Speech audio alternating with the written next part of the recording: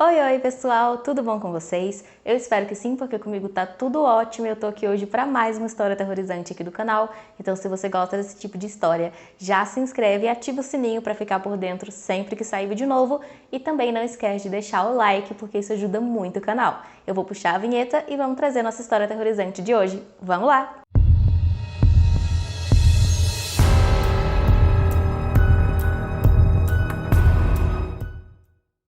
Cauã e Joaquim eram dois irmãos que viviam em Linhares, Espírito Santo, na época dos fatos.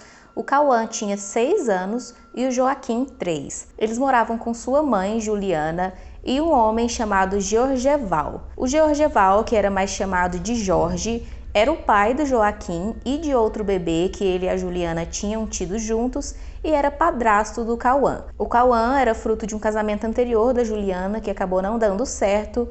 Porém, para todos ali que conheciam a família, o Jorge cuidava e criava o Cauã como se ele fosse seu filho, sem nenhuma diferenciação com as outras duas crianças. O Jorge e a Juliana eram pastores evangélicos na Igreja Batista Vida e Paz, e conforme todos que conheciam eles, as pessoas da igreja, os familiares e amigos, eles eram uma família muito tranquila, muito devota, à religião, e eles viviam bem na região central de Linhares, em uma casa confortável, tinham vários amigos e, como eu disse, a relação da família era tudo bastante tranquilo. Como eles eram pastores, eles estavam sempre muito envolvidos em eventos da igreja, realizavam vários cultos e também participavam de várias ações beneficentes e coisas nesse sentido. O caso aconteceu no ano de 2018 e quando foi no dia 20 de abril, a Juliana precisou fazer uma viagem para a cidade de Teófilo Antônio, em Minas Gerais, para participar de um compromisso da igreja que era voltado somente para mulheres. Então ela foi levando o bebê, o filho mais novo, e deixou o Joaquim e o Cauã em casa com os cuidados ali do Jorge. No dia seguinte, então, dia 21, o Jorge contou, então, conforme a versão dele dos fatos, que naquele dia ele começou o dia tranquilamente com as crianças. Na parte da tarde eles saíram para tomar um sorvete e depois visitaram um amigo da igreja. Depois eles foram para casa e resolveram assistir um filme juntos. Durante o filme, Joaquim então dormiu, já era noite nesse momento, então o Jorge pegou e colocou ele na cama para dormir, assistiu um pouco mais de TV com o Cauã e foi levar o Cauã para dormir também. Eles fizeram uma oração juntos, o Cauã então adormeceu e ele também foi para o seu quarto e dormiu. Quando foi por volta de 2 horas da manhã, ele acordou assustado, ouvindo gritos das crianças vindo do quarto delas. Ele saiu correndo desesperado, chegando lá ele abriu a porta e se deu conta de que o quarto estava completamente tomado por fogo. Ele ainda tentou entrar para ajudar as crianças que gritavam pedindo socorro, porém ele não conseguiu, acabou ali se machucando. E então vizinhos escutaram tudo o que estava acontecendo, viram o fogo e foram ajudar, inclusive acionaram os bombeiros. Os bombeiros chegaram no local bem rapidamente, porém já era tarde demais e as crianças, infelizmente, já estavam sem vida no momento que eles conseguiram controlar as chamas. Eles então ligaram avisando a Juliana, ela voltou imediatamente para casa, se mostrando bastante desesperada e bastante abalada. E então toda a população ficou ali, bastante abalada por essa tragédia envolvendo a família dos pastores locais. À primeira vista, os bombeiros disseram que o fogo poderia ter sido causado por algum problema ou um curto em algum equipamento elétrico do quarto.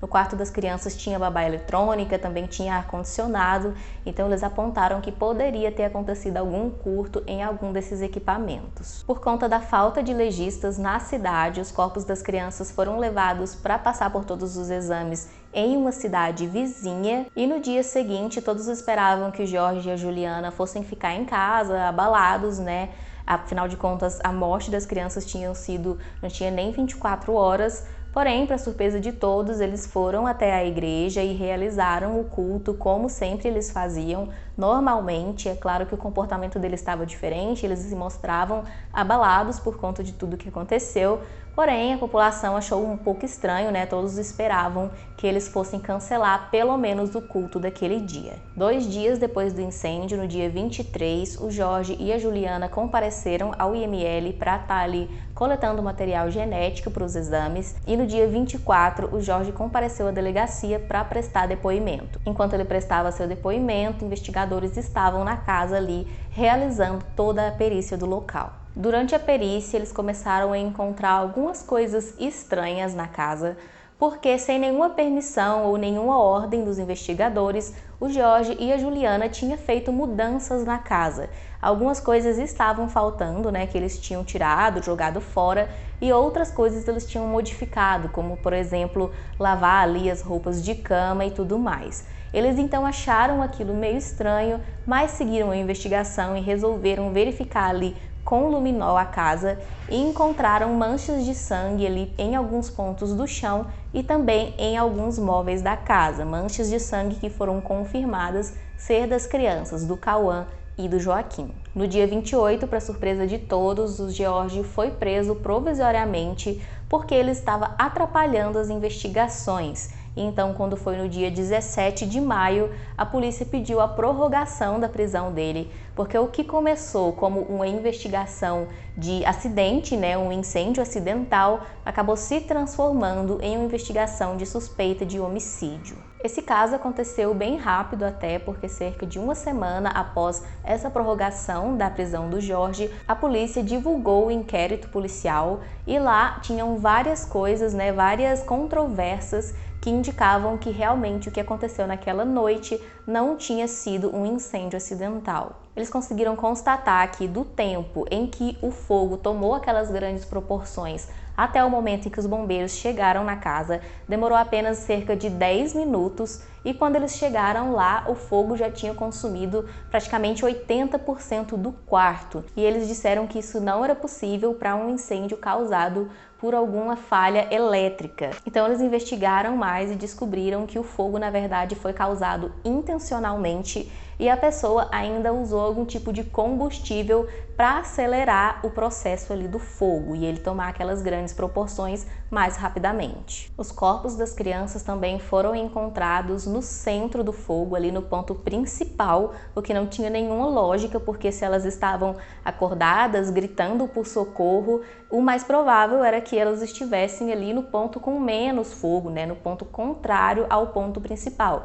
Mas não, o corpo foi encontrado no ponto central, mais uma coisa que fazia com que entrasse em descrédito a versão apresentada pelo Jorge. Eles também conseguiram confirmar que, na verdade, no momento em que o fogo começou, as crianças estavam desacordadas e isso colocou totalmente em descrédito a versão que o Jorge disse que ele tinha escutado as crianças gritando por socorro.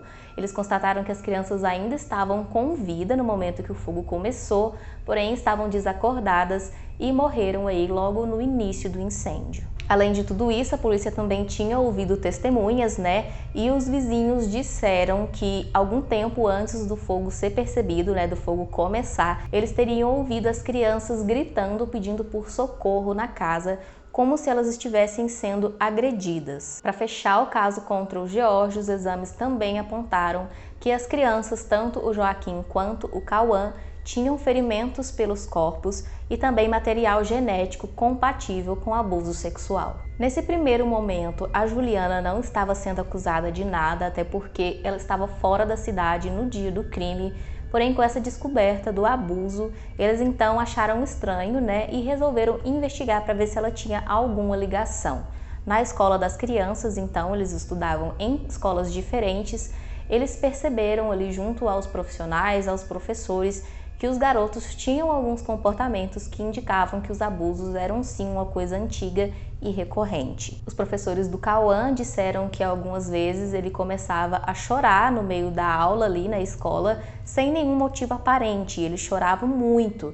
Então, quando ele era questionado do porquê do choro, ele dizia que ele não podia contar. Já no colégio do Joaquim, teve um episódio que os professores disseram que ele tinha falado algumas coisas que davam a entender que ele sofria abuso. Lembrando que o Joaquim tinha apenas 3 anos de idade, então ele falava algumas coisas sem sentido, porque na cabeça dele ele não entendia o que acontecia, Mas os professores identificaram essas coisas estranhas que ele dizia e, ao invés deles acionarem o conselho tutelar, que seria o correto a se fazer nessa situação, na verdade eles chamaram os pais, a Juliana e o George, no colégio para informar sobre isso e conversar com eles. Na ocasião, a Juliana se mostrou bastante nervosa e irritada, disse inclusive que suspeitava que tinha sido uma criança mais velha que tinha feito isso com o Joaquim e que ela tomaria providências, para proteger o filho dela. Todo mundo achou bem estranho a escola não ter comunicado o conselho tutelar e inclusive a polícia disse que abriria uma investigação contra a escola por conta disso. O próximo passo, então, foi pedir a quebra do sigilo telefônico da Juliana e do Jorge, e lá eles encontraram ainda mais provas. Tinham conversas em que a Juliana mandou fotos das crianças machucadas para o Jorge e dizia que tinha nojo dele, que tinha repulsa daquilo que ele fazia e que ele era horrível. Tinham várias conversas com esse tipo de assunto, o que demonstrava que a Juliana sabia sim de todas as atrocidades que o Jorge fazia com os filhos, porém ela não fazia nada para proteger eles. A Juliana então também foi presa, porém ela ficou na cadeia somente por 5 meses e foi liberada em novembro de 2018. Não se sabe o motivo dela ter sido liberada, porque esse caso aconteceu todo em segredo de justiça, então não se sabe o motivo. Uma semana depois dela ser solta, ela foi presa de novo, porém em janeiro de 2019 ela foi mais uma vez liberada. O George então foi indiciado por duplo homicídio triplamente qualificado, duplo estupro de vulnerável e tortura. A Juliana ela perdeu a guarda do filho mais novo, o bebê, que foi entregue para o avô, mas ela segue em liberdade, vivendo a sua vida normalmente.